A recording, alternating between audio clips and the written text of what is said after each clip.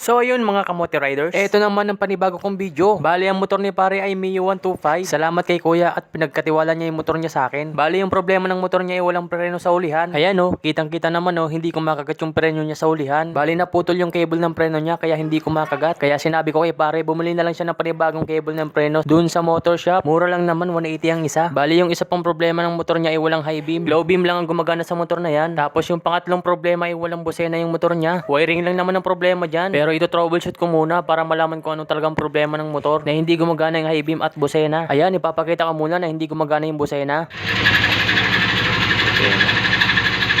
Wala.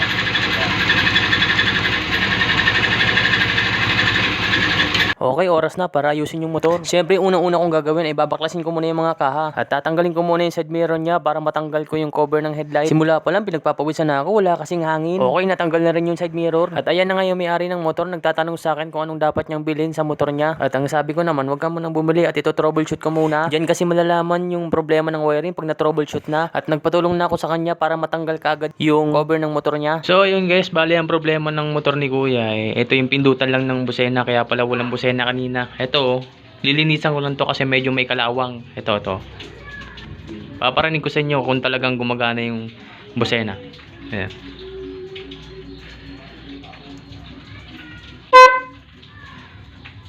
Ayan oh, lilinisin lang yan oh.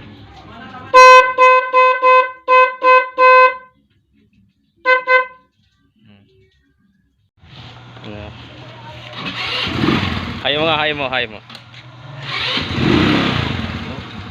Hay mo, hay. Hay. Hay na yan. Hay, low. Hay. Busina. Busena. Yun na. Lakas din ang busena, no? Oh, lumakas nga. Yun nga, busena. Yun na. So ayan guys, itatry na rin ni kuya kung nakagat na yung preno sa ulihan. Yun oh, gumagana na. Bago yun eh. So ayan guys, hanggang dito na lang yung video ko. Maraming salamat. Shing!